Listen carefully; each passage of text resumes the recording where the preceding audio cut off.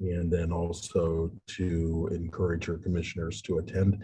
Again, it's going to be on the 17th, and it will be at the Mission Valley Library starting probably about, I believe, either 9:30 or 10. So that concludes my comments, and I would ask if there's any member comments, if you could raise your hand. And I'll let Allison, if you could just let me know if anybody has their comments. Yes, we have one member of the public with their hand up, if you'd like to take the public comment. So before I do that, just want to make sure we have no member comments, not seeing any, and if we do, we can go back.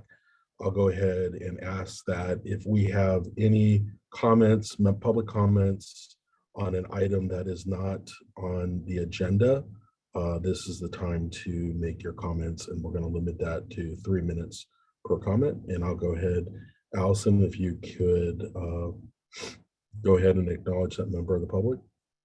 Yes, we have Tim Bailish. Go ahead, Tim. Hello, Planning Committee. Can you hear me? Yes, we can. Very good. Thank you for taking my comments, and thank you for this meeting. I know there's a reorganization going on, and I'm not that familiar with the planning technical group before, so I hope you'll keep that in mind. I have a comment about the I-5 and Manchester interchange. Congratulations to the Caltrans and Sandag and other staff. It's another beautiful, in my opinion, impossible project that's been completed, and they deserve all the credit. I have a question, though. I was spent several hours trying to find the trail for the decision not to use a DAR at that site. I understand that saved quite a bit of money, but in discussing with one of the officers there after the opening that day in my driving, seeing how beautiful it is, it appears that there's going to be 3 stoplights coming from the southbound lane off of I-5 onto Manchester. And if I'm not mistaken, I would believe a DAR would have provided 2.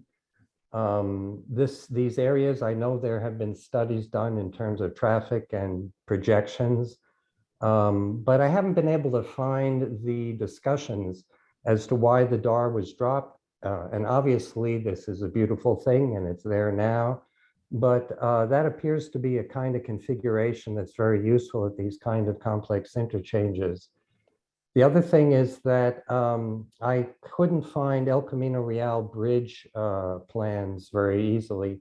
I did get one sent to me. When I search online, it's difficult to find. So that's one of the things that some of the committee members may be discussing at times, that if you have a specific item you want to find, it takes a lot of digging. And I'm not sure why, but I could not find any high resolution graphics for that area by the polo grounds in El Camino Real. So I understand some of the frustrations from the Mid and North County people a little bit. It takes a lot of digging sometimes to get this, and any ways to improve that communication would be appreciated. So thank you so much.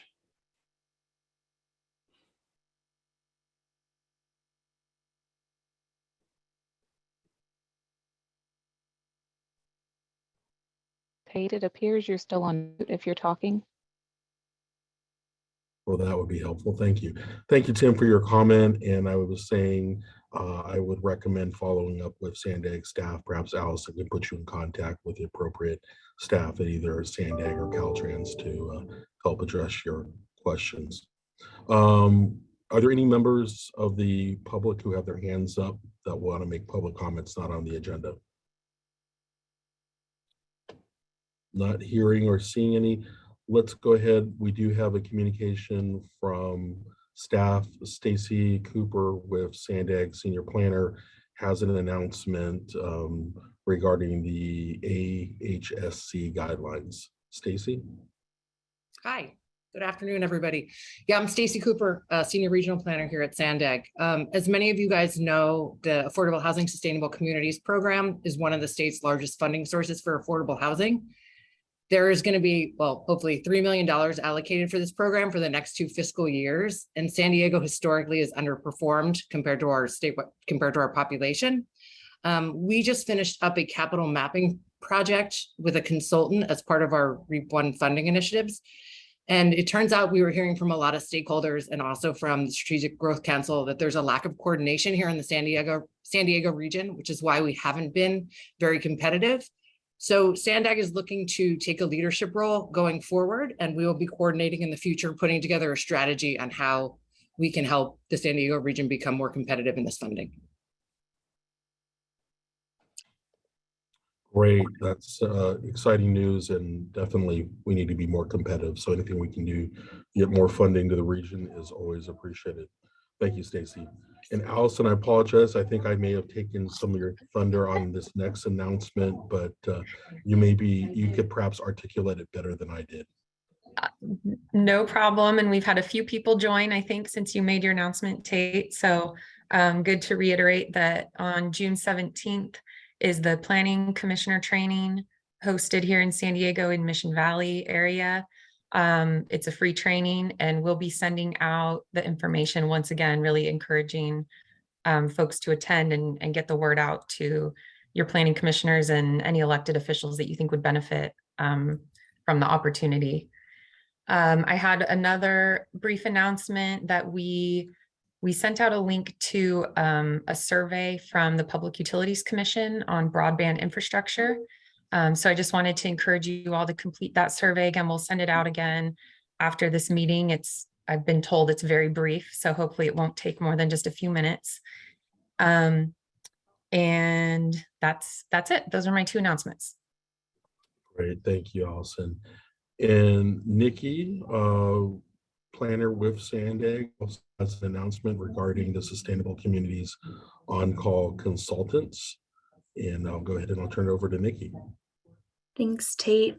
So as many of you know, I sent out an email yesterday regarding the Sustainable Communities on-call consultant bench that is now available for local jurisdictions to access and use for applicable projects under the on-call scope of work. So in that email I sent yesterday, there is a toolkit with that includes instructions on how to access and use the on-call. It also includes the on-call category scopes of work and firms within each category, as well as the negotiated rates for each firm. And there's also sample task order templates for you to use in terms of accessing the on-call. You can also refer back to the May 12th TWIG meeting. That's where our contracts team did do a presentation about the on-call and some of the descriptions and instructions and background behind the on-call, if you want to reference back to that. If you didn't receive that email from me yesterday, or if you have any follow-up questions, please feel free to reach out to me, Tuweri Fowler, or Brittany Huth, who is the contact from our contracts department. And that's all I have. Yeah, I would just make a plug for that. That was a very long and exhaustive search that Sandag did, and I feel that Sandag has selected some really outstanding consultants. So I certainly would encourage member agencies to look at that bench, and hopefully they can utilize one of them or those consultants. Thank you for that announcement, Nikki. You know what, Tate, can I make one more quick announcement? Sure. I did want to share and acknowledge that this will be our last meeting with Nikki Zanchetta here. She's going to be leaving Sandag. So I just wanted to, acknowledge her with this group. She's done a lot of work to support the TWIG over the last year and a half that she's been at Sandag. And she's moving on to Sacramento. We're very excited for her, but also very, very sad that she's leaving us. Well, congratulations, Nikki. You'll be missed, but I'm sure you'll be moving on to greater, better things, and hopefully you'll come back to the region and join us again. Yeah, thank you so much. I've enjoyed being able to work with this group while I've been here. So I will definitely be back. So maybe not right in the immediate future, but at some point I will. So Great. Thank you for all your work. Appreciate it. Best of luck. Are there any more comments? And I'll just go back if there's any comments by any members of the working group. Not seeing or hearing any. Let's go ahead and go to item number 2. Oh, can Brendan, Yeah. Brendan, his can I hand make- up. Brendan, sorry, Brendan. Go Oh, ahead. that's Go okay. ahead. It's more of a public service announcement for everyone, but I need to take this opportunity. As everyone knows, we're in an exciting phase of new construction for a new terminal that we will all be very happy about when it's done, but there's certainly going to be pain on the way. And it started really this past week when we closed the parking lot in front of the existing Terminal 1. And so I just want to beg you, tell your friends, colleagues, anyone, strangers that you meet, parking is really limited at the airport. You can go on and make a reservation for a spot in our Terminal 2 parking plaza, but that does fill up daily. And so then your only really options are off-site parking, and most people don't really count that into their travel time. So just really making sure people are aware. And then the other thing is a great opportunity to take MTS bus 992 from downtown to the airport, or our new all-electric Sand Flyer shuttle from Old Town Transit Center to the airport. So lots of ways to get here, but just no parking is extremely limited on site. Thank you. Thank you. We're definitely looking forward to that project. And you're also removing the bridge, if I understand, too. Correct. Exciting. Well, we're looking forward to that project. We'll have some growing pains, but the end result is going to be a great facility. Thank you for that announcement. Item number 2, approval of the meeting minutes. If this is the approval of the meeting minutes for May 12th, 2022. If I can get a motion and a second. Chair Galloway, this is Karen Brindley, City of Del Mar. I'd like to Thank you. request an amendment to the minutes to reflect that I was present, albeit a short period of time, and then would make a motion to approve. So we have a motion to approve with a correction to show that Karen Brindley was present at the meeting. Can I get a second on that? This is John Conley from Vista, I'll second. John Connolly from Vista, second. I have a motion and a second. Can I get a show of hands for approval? I can run through the roll call quickly here, Kate, All right, we'll do roll call and then. we'll just confirm attendance that way too. Okay, the City of Carlsbad is absent. For the City of Chula Vista, Tiffany Allen. Approved. City of Coronado, I believe, is absent. For the City of Del Mar, Karen Brindley. Yes. For the City of El Cajon, Noah Alvey. Yes. For the City of Encinitas, Jennifer Gates. Abstain. Abstain. Okay, thank you. And then can I make a friendly correction? Sorry, I just noticed I was in both locations. For approval of meeting minutes, it says I voted yes, and then it says I was absent. Oh, So- gotcha. So just procedurally, is that motion okay for the maker of the motion and the second? That's fine. Yeah, All right, thank you. Great, thank you. For the City of Escondido, Adam Feinstone. approve. For the City of Imperial Beach, Reina Ayala. Oh, I abstain. I was not personally at the last meeting. Okay, thank you. Thank you. For the City of La Mesa, Carrie Kusiak. Abstain. Thank you. For the City of Lemon Grove, I believe is absent. City of National City, David Welch. Abstain. Thank you. City of Oceanside, Darlene Nicandro. Yes. Thank you. For the City of Poway, Dave DeVries. Aye. Thank you. For the City of San Diego, Tate Galloway. Aye. For the City of San Marcos, Joe Faraci. Yes. For the City of Santee, Michael Coyne. Aye. City of Solana Beach, I believe is absent. The City of Vista, John Conley. Yes. And County of San Diego, Lynette Tessitore. Abstain. Okay, thank you. And that passes with those voting yes. Great, thank you. We'll move on to the report section of today's agenda, starting with item number 3, updates to Sandag's grant program incentive points. We have Stacy Cooper, who will be presenting, and she'll be providing an overview of the potential updates to Sandag's grant programs related to housing elements for our discussion. And we'll turn it over to Stacy. Thank you, Tate.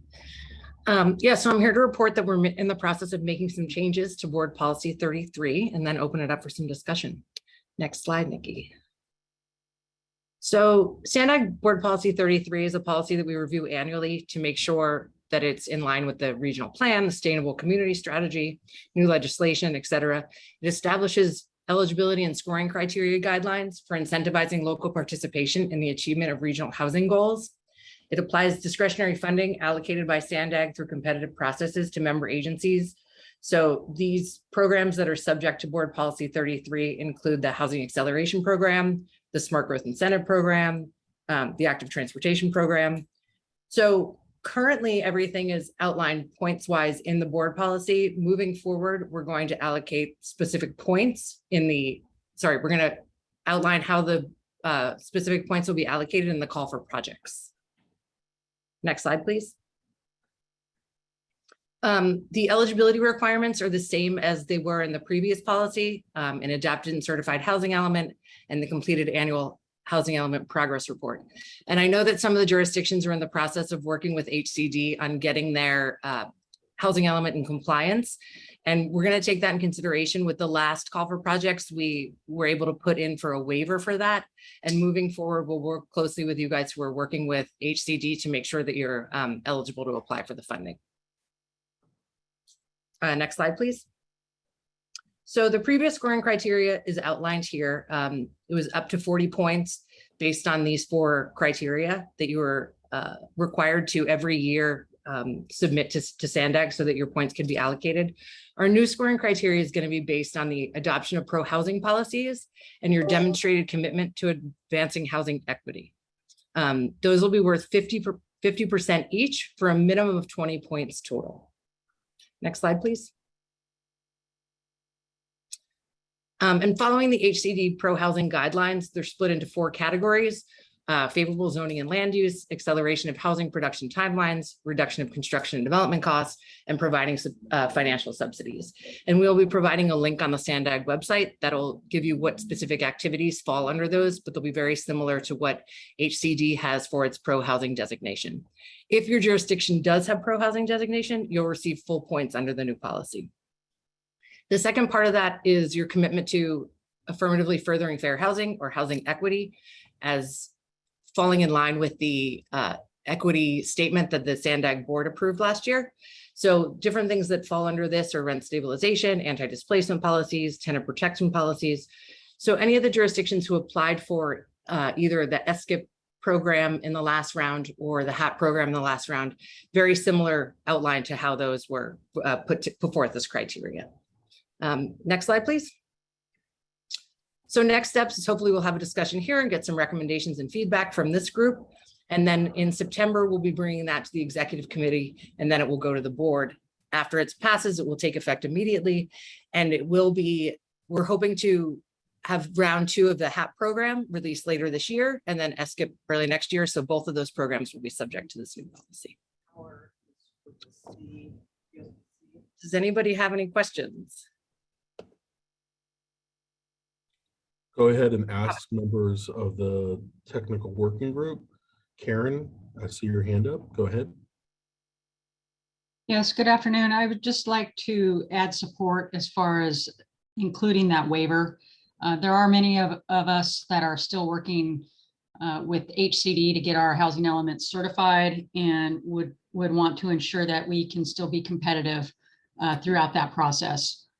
Yeah, we're open to providing solutions so that those jurisdictions that are working closely with HCD will be eligible. Thank you.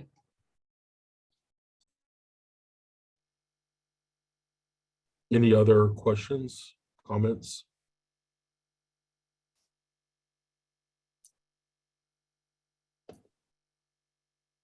Not seeing any, and just confirming, so if you do get the housing supportive designation from HCD, you would get full points under this proposed methodology? You would get full points for the pro-housing part. The Okay. equity you would still need to move forward with, but yes. And so how would you demonstrate to get full points on fair housing and equity?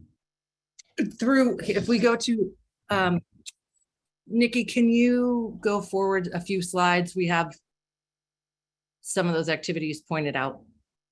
We're still in the process of determining what the actual points will be for each of the activities, but if you go to, it's the last one, the last two actually. Yeah. So here's some of the ways that we can do that. We're still in the process of putting together the point allocation for each one. And I believe there's another slide that has some, yeah.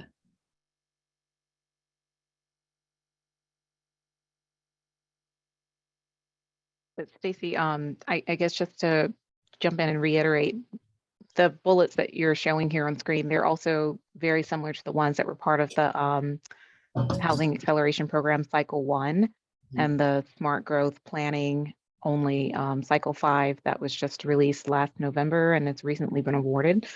So most of the things that you're seeing here are things that were introduced late last year, but we want to take some time to just evaluate each one of the bullets and provide that as a link on the SANDAG's website so that we have flexibility in whether we want to continue to use all of these bullets as options for people to be able to show how they're meeting housing equity or pro-housing. And so that's what I think what Stacy's trying to get at is we're still working through some of those details and we'll make that available on our website. And I think we can come back and have further conversations, but those details would be part of the call for projects, not in the board policy itself. Okay, thank you for that. Tiffany, you have your hand up. Yeah, thank you. And understand that this is still being worked on, but would it be possible to get a copy of this presentation just so we can share this with our teams? There's a lot in here. Yeah, we can share that. And Stacey, maybe you want to make sure when we do share that we mark these particular slides, like draft. Yeah. Yeah, because these are just for really discussion. Again, and Tiffany, if you don't have the prior call for projects, we're happy to provide that too. As I said, most of this was in the prior call, and we'll still have a lot of opportunity to look at this again because this would be part of when we do release the next call for projects. These bullets would be part of that, and we'd want to make sure that we bring the call for projects to this group before it's released. Yeah, understand. I was actually initially my question was not about these particular slides. It was okay. Shared earlier. Just as far as how the scoring will be done and those changes, just want to make sure I'm able to communicate that accurately to the rest of my team. And the easiest way to do that is for me to just share what you shared. Share the slide. Yep.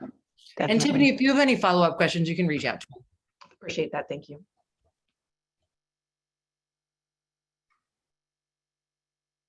Any other questions or comments?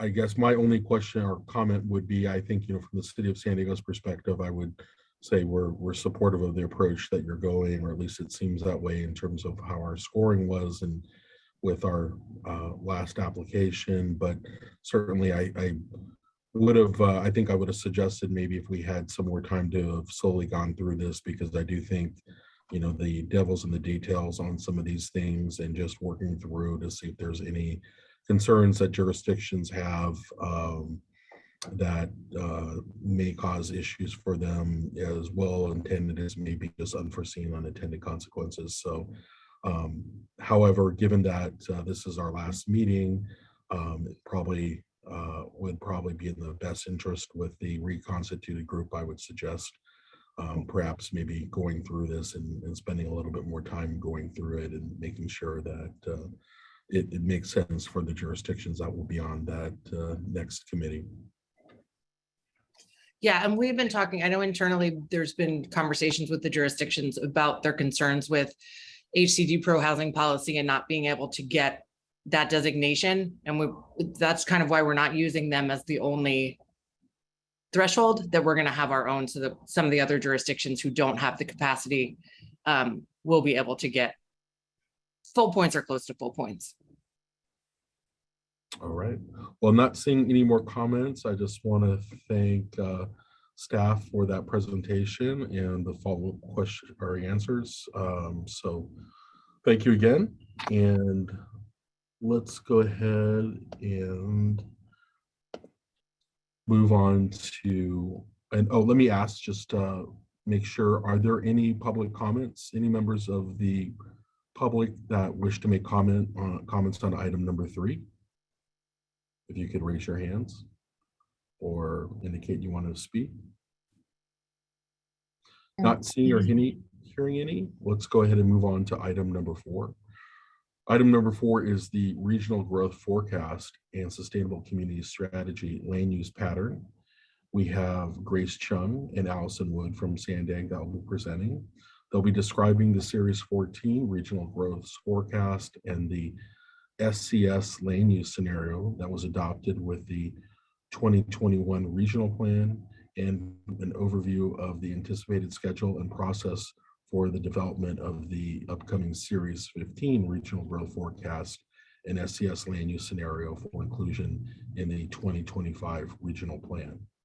And I'll go ahead and turn it over to Grace and Allison. Thank you, Tate.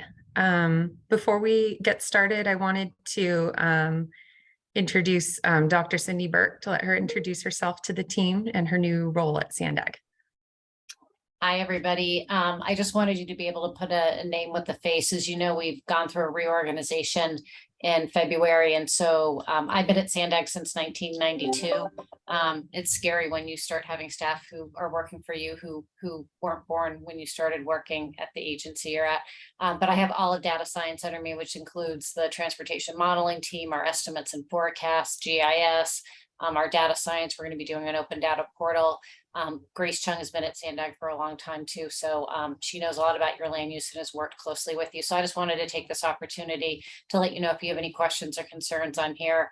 And I'm excited to be working with all of you as we start getting ready for the next regional plan and making sure that we have a really good communication and dialogue, and we're getting your input as we keep making improvements of how we do things here.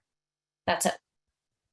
Great. Well, thank you, Cindy. I appreciate the introduction and looking forward to working with you in the future.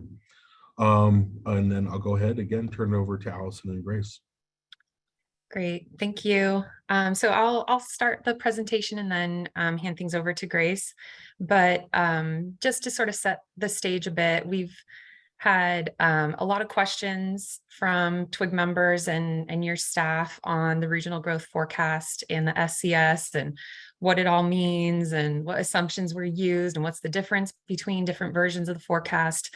So we really wanted to bring this information to help kind of reiterate the versions that have come into light over the last few years and how those have been used. And then more importantly, talk about the development of Series 15, which we're really excited about. So we can go to the next slide. So first, just to make sure we're all on the same page, we'll talk a bit about the comparison of these regional growth forecast versions. And each version of the forecast is called a series number, and we update that number with each version of the regional plan. The numbering system, I'll be honest, got a little confusing and a little off with the way we had a 2019 federal plan while we were preparing the 2021 plan. So in particular, I really want to spend some time on Series 14, make sure you all understand what these different versions of Series 14 are. So first, Series 13 is the regional growth forecast that was used in the 2015 regional plan. So that's probably the one most of you are most familiar with, because that's the one that's been on the books for the last several years. We developed an initial version of Series 14 for the federal RTP that was done in 2019. And then for the 2021 regional plan, we had a couple versions of this Series 14. And we'll talk a little bit about what's different between those two. And then at the end, Grace will go over the timeline for the Series 15 growth forecast and how we want to work with you as we develop the assumptions for that land use scenario as well for the regional plan. Okay, next slide. So here's a little more detail on how the forecast has changed over time. So the first kind of table up there is for Series 13. And this, at this time, how we did the 2015 regional plan, we just had one sort of scenario for the regional growth forecast. We didn't distinguish between the SCS land use pattern and a baseline, for example. It was just one scenario for the regional growth forecast, and then the sub-regional allocation, kind of how housing units and jobs and people are distributed around the region. So this version, Series 13, had a base year of 2012. And then we've included the column with housing units added for each of these. So you can sort of see how these forecasts compare in terms of anticipated growth. So in Series 13, we were planning for about 326,000 housing units from 2012 to 2050. So all of these are to 2050. We should include that date, and maybe we'll make that edit before we send out these slides. That should be housing units added by 2050. Okay, so then looking at Series 14, here's where things get very confusing. We have multiple versions. So the first row there is the version of Series 14 that we used in the federal RTP. And this version of Series 14 was based on a Department of Finance projection from 2018. So that's that date kind of in the middle of the table. And you can see we were anticipating more growth, about 420,000 units. After we finished that plan, we got a new projection from the Department of Finance in early 2020. And we integrated that updated forecast into our regional growth forecast.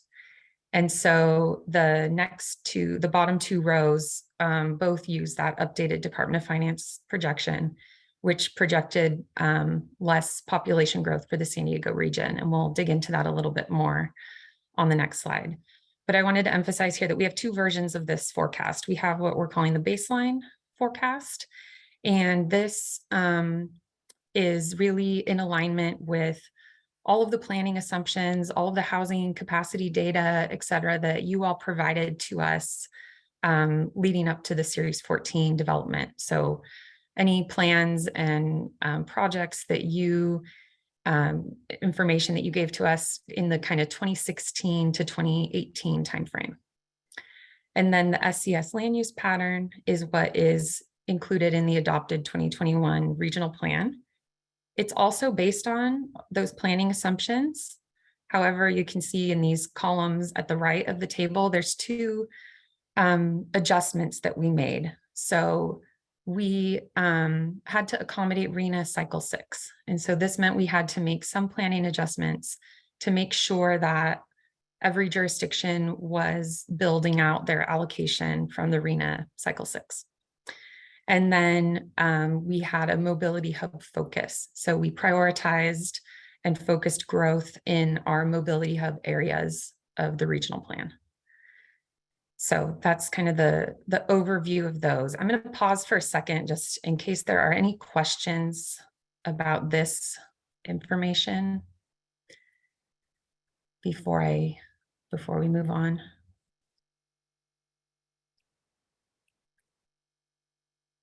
Okay, we'll keep going. We can come back to this if you think of questions as we go on. Okay, next slide. And I'm going to hand things over to Grace to talk a little bit more about how the forecasts have changed over time.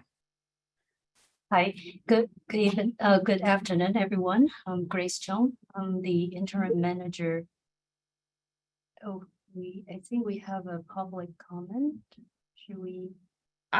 We'll take public comments at the end of the item. Okay, thank you.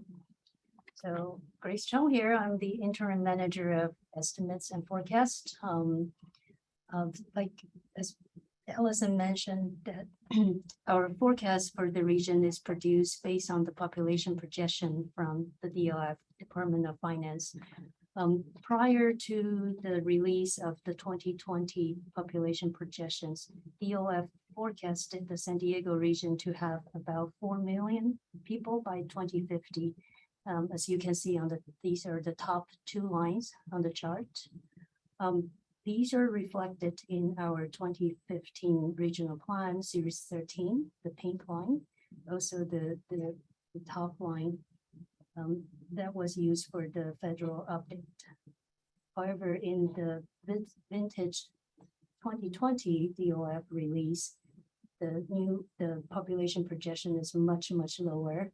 So by 2050, you can see it shows that the region only has 3.7 million people, and that the slowing population growth is due to the baby boomer age, as we know. Also, fertility declines among younger cohort, and finally, lower in-migration rate, both internationally and domestically. So we have, in summary, we have much older population, and we have lower birth rate, and we also have lower in-migration, less people moving in, both from international or other domestic within the state.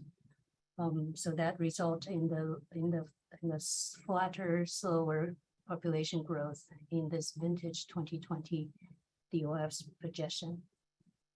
So next slide.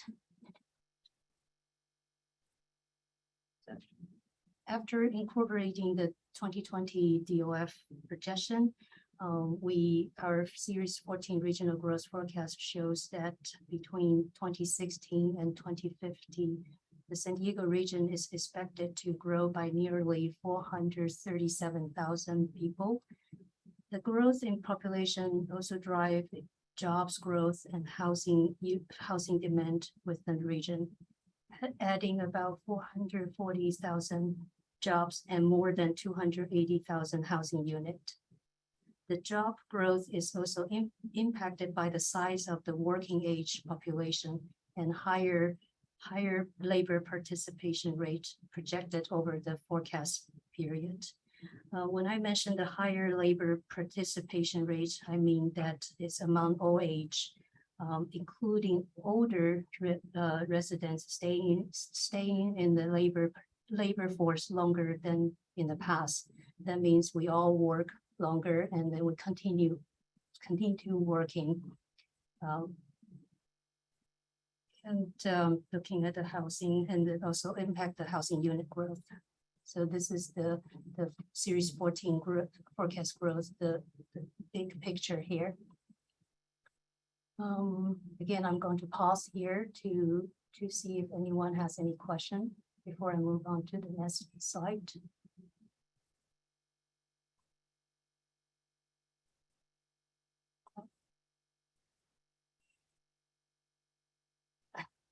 All right, then we are ready. Series 15. We have, again, our Series 15 forecast work. Right now it's June 2022 on your left.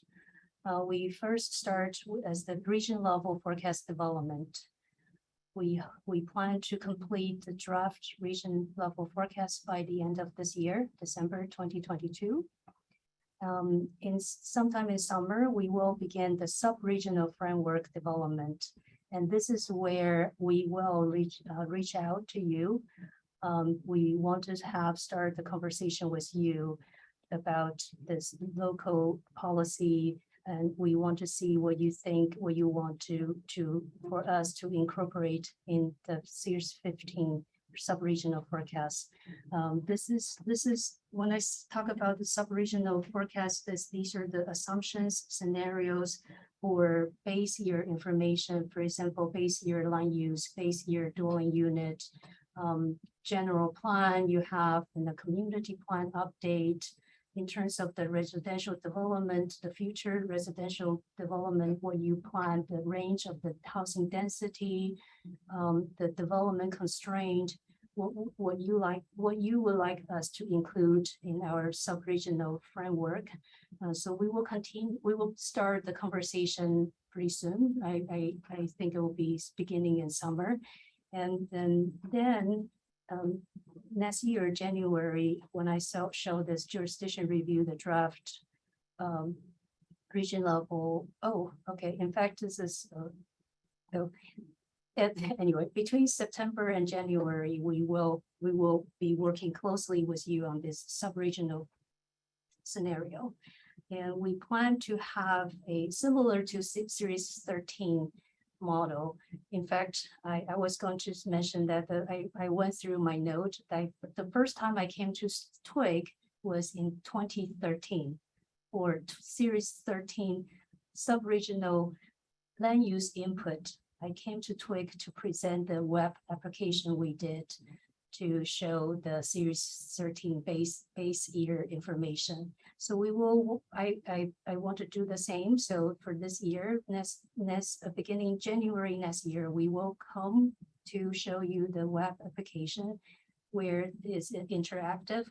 We will present all the information to you first, and then you can review, add note, and we will process. And through this collaboration working environment, we hope to be all the information we collected, reviewed it to be transparent. And then you along the whole process, you will be aware to notice, and then you know exactly what we are doing. So by December 2023, we plan to complete the draft regional growth forecast. And that's when we will bring the draft forecast to the board for adoption and also for planning purpose. After that, 2024, we will begin developing scenario for the 2025 regional plan. And 2025, spring 2025, we will release the draft 2025 plan. And finally, the fall of 2025, this is where we plan to have the regional plan 2025 for adoption. Okay. Any question? No? Wow. All right. Is that okay? Go ahead. I wasn't sure if that concluded your presentation. I know. Last but not least, we want to include a few links for you. These are the more information we have posted 2 documents. One is the baseline Series 14 regional growth documentation and baseline sub-regional allocation. That's the baseline forecast. And in addition, the second link is the SCS land use pattern. Both documentation are very detailed. It describes the process, describes the methodology, all the assumption we use.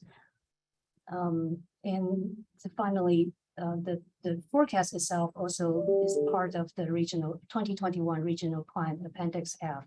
So here's the link. And if you're like me, a GIS person, the next, we, along with, as part of, I think we have a next slide. Next. Yes, part of the San Diego Forward Data Viewer, where we post all the 2021 regional plan data or model data, assumptions, everything. We post the NGRA level based GIS file here. If you're interested, you can download this database, and this will require you have a GIS software to view and analyze the data. This is the SCS land use pattern. Forecasting. Oh, okay. Yes. All right. All right. Then that concludes your presentation. Yes. Great. Thank you, Allison. Thank you, Grace. Before we get to public comments, I just want to see if there's any comments or questions from members of the working group. Well, I'll go ahead and start off. Oh, Karen, I'll go ahead and let you. Please go ahead, Karen. A lot of participation today, apparently. So just a question, as the group gets restructured, how is it anticipated that the data collection and interaction with what was formerly the TWIG will occur now that we'll be restructured? Do you want me to talk about that a little bit, Grace? Yes. Okay, I can start and you can chime in, Grace. So a couple things. One is that with the Sustainable Communities Working Group, updates and presentations on the forecast and this whole process will definitely come through that group. The other thing that we've talked about, and I would be very interested in feedback from the group, is establishing a small task force to really work closely with Grace and others on the team as we develop the forecast. So all jurisdictions will be involved in one way or another in providing your data and reviewing everything. But if there's a small group, kind of a subset of the TWIG, that we could convene a bit more regularly to really dig into any issues that come up and help provide some guidance to us. I think that would be really helpful and maybe, would allow jurisdictions that have capacity to kind of dive in more to participate that way. So I'd be curious if there's feedback from the group on those ideas. While this is just an information item, if it was an action item, I certainly would make a motion to support that. But I think that's a great idea, and I would, regardless of how we go forward with restructuring this group, I think that makes sense, especially in the sense that even when you do come to this group and we're at the deputy director and director level, we may not want to get into the weeds of some of this, where our staff, I think, will definitely have more time to want to really direct them to work with you on that. So I would support that recommendation and encourage you to reach out and at least see if you can get a group of interested jurisdictions to help provide that sort of input. I think that would be in the best interest of everybody. Great. We have a hand, Manette. Hi, thank you so much for the presentation, Allison and Grace. So, County of San Diego has been working with all of you very closely on this, and we definitely would want to be involved. So we appreciate you putting that offer out to everyone. Thank you, Manette. Yeah, I think that's something we could follow up on, and I have some similar questions for the group during our next item about the restructuring. So I think that's something we get from the jurisdictions on who the appropriate staff would be.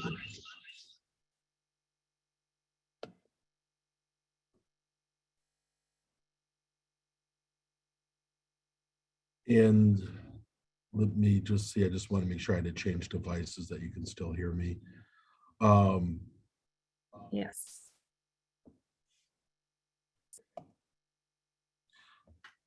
Okay, I'm going to assume you can still hear me. I apologize. I'm getting a little bit of a feedback. We can hear you, Tate.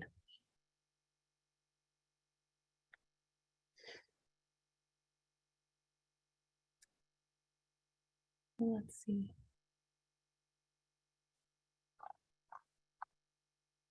Did we lose Tate?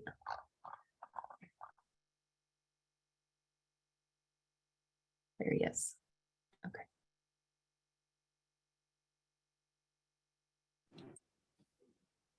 I don't know if you heard my question. Let me repeat it. Do you have the updated Series 14 forecast on the data server? Grace, you met. We don't at this moment, but we are working on it, and this is one of our top priority here. Go ahead. The GIS file, the GIS MGRA level for SCS is available on the SD's Forward website. I would just show you. Okay. I'm just thinking for non-GIS members and then also members of the public that may want to access that. My other comment and suggestion would be, I don't know what your plan is if you are putting both the SCS and the baseline forecast. I would make a suggestion that even if you don't put the baseline as on the data server, but still have the ability to access that data at some source. The reason I say that is without understanding and reading the detailed methodology that you have in your appendix, the concern is the SCS allocated additional density that exceeded adopted land use plans, and that it could give the assumption that future general plan amendments or updates wouldn't be needed in those areas because the forecast is showing that there's capacity for growth without the underlying understanding that the SCS within the mobility sheds allocated additional density beyond the adopted land use plans, which I think is an unintended consequence, and I certainly understand why the SCS was done, but it then makes it, I think it might make it harder for jurisdictions as we look to update our land use plans,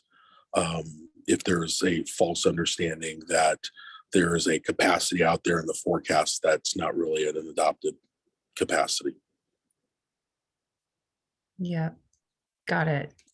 Definitely understand that. And I think this is part of why it's taking a bit longer to update Data Surfer, because we want to get it right, how we capture these and how we describe what that data means. So really appreciate that feedback, Tate.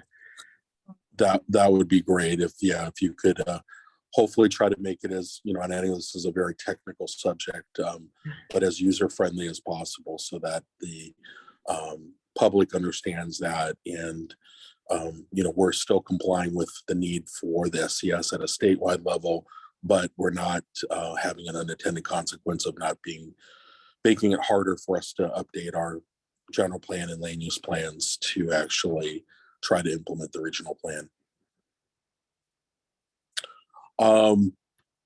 I'm going to, not seeing any, ask again if there's any other comments or questions from member agencies.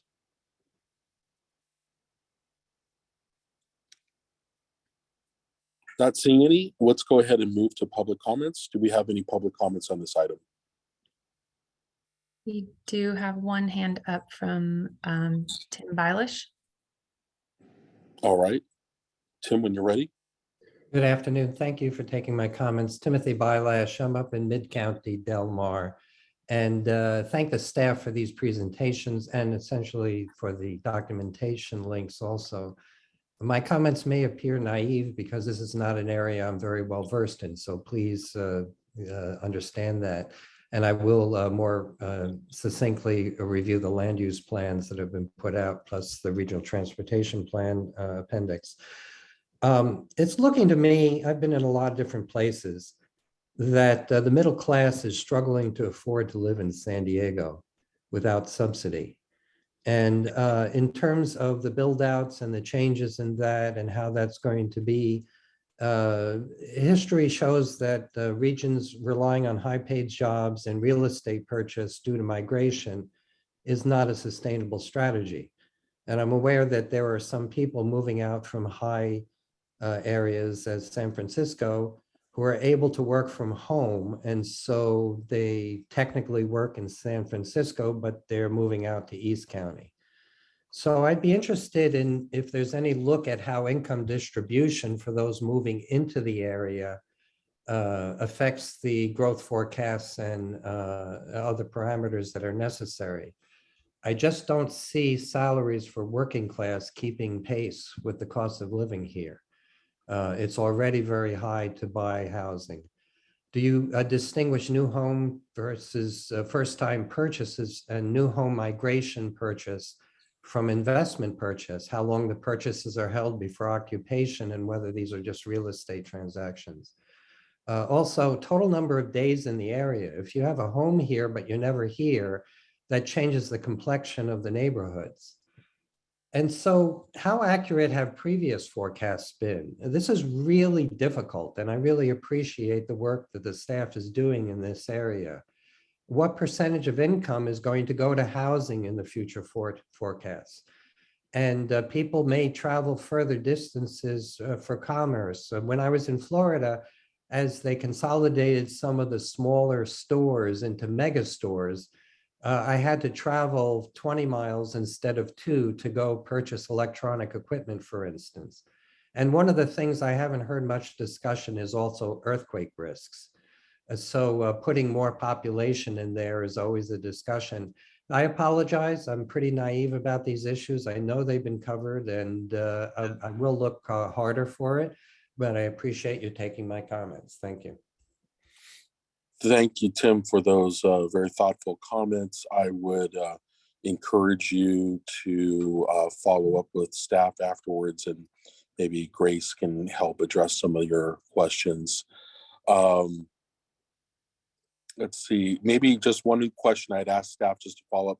Generally, how accurate, or how, looking back, how has the forecast generally aligned with future growth? Do you have that information?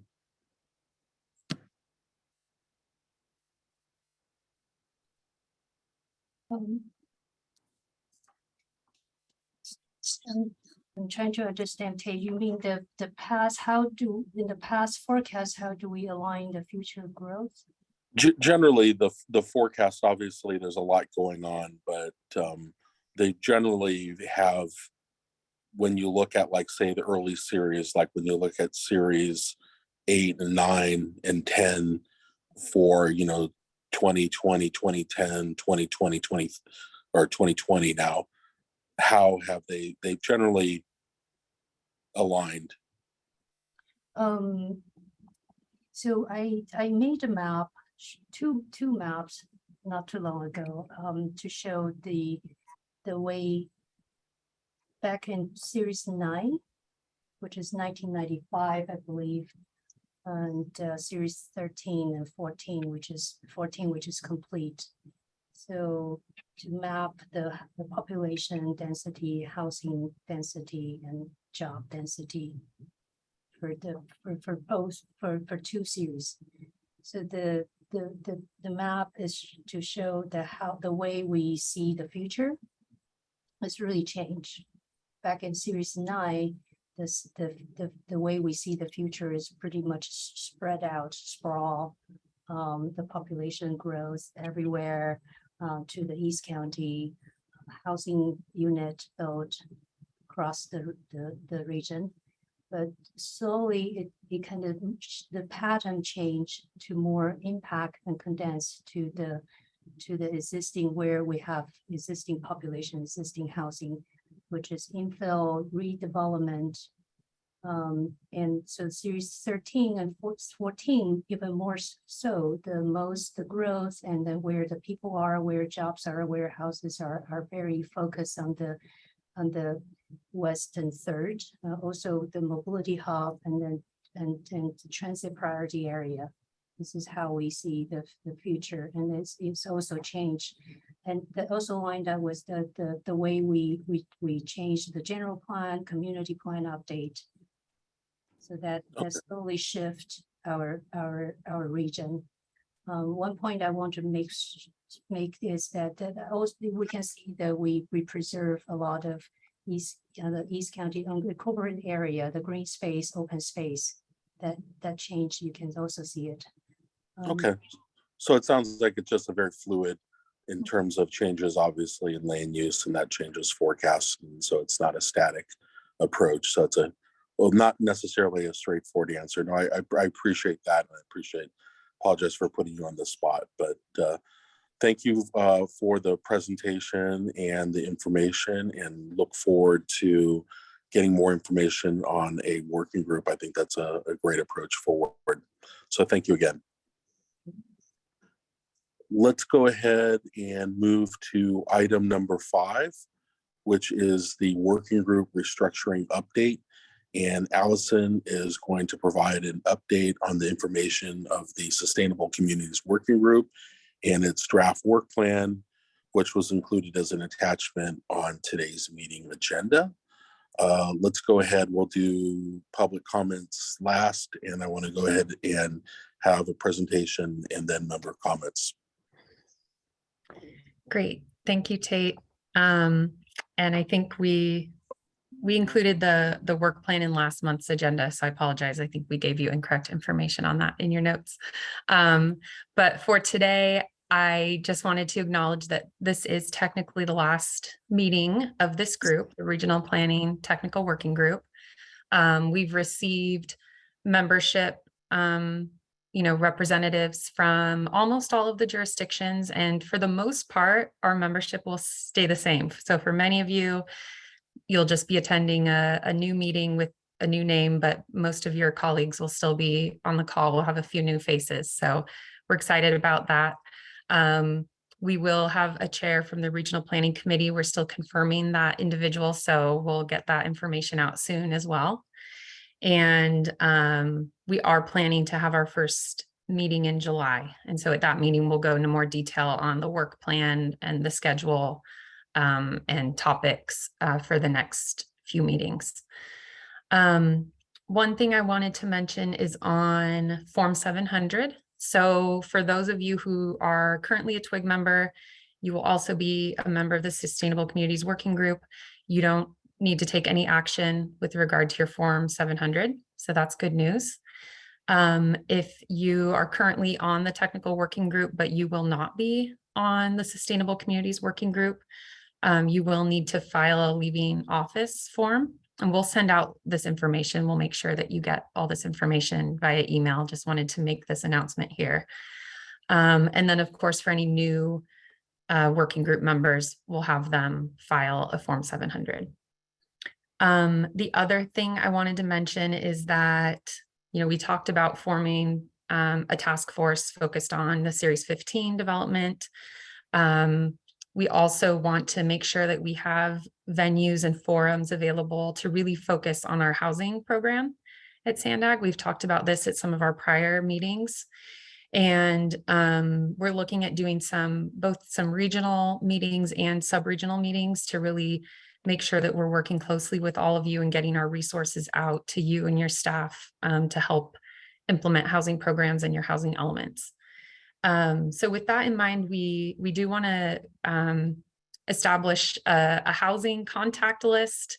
So this may be combined with kind of establishing a Series 15 task force. We'll get some information out in the coming weeks to just make sure we have the right staff identified from jurisdictions for some of these different meetings. And with that, I just wanted to see if Tueri is available to just pop on and say a few words with our last TWIG meeting. Thanks, Allison.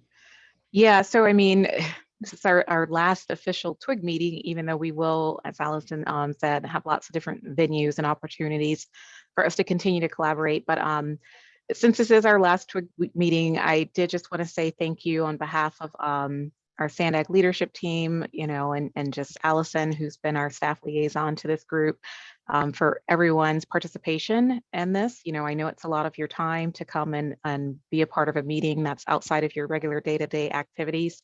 But I also really just want to say thank you to Tate for serving as our chair, as well as Dave Freeze for serving as our co-chair this year. We really appreciate your time, your dedication, and the leadership that you've shown to this group through this past, I guess, 6 months. And I know it's not easy, especially taking on Tate a role of the chair, to take that additional responsibility. I'm sure you're oversubscribed in many different things with your day-to-day work. So really appreciate your willingness to serve, your willingness to speak up during meetings and be the voice of your colleagues, in addition to the City of San Diego, and to just advocate for the different topics that you have asked us to bring before this working group, and to really just jump in there and ensure that timely discussion is had to the benefit of the cities and for our region. So huge thank you to you, to Dave, as well as to everyone, but appreciate you taking up the mantle of chair, Tate, for this this time.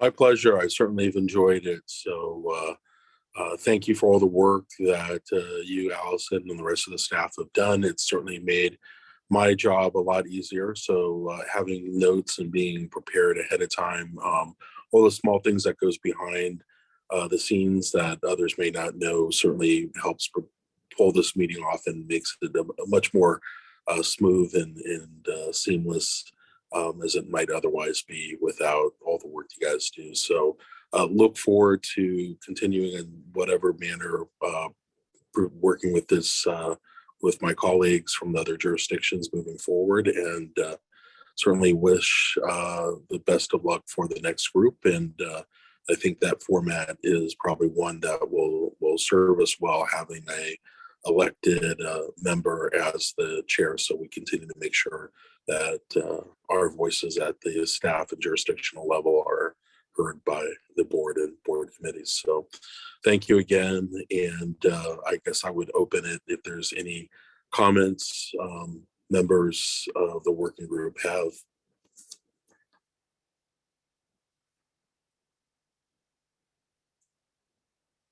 All right. Well, not seeing any. Thank you for the messages on the chat. I'll open it up if there's any public comments, any members of the public who are in attendance who want to comment on this item. Now's your opportunity.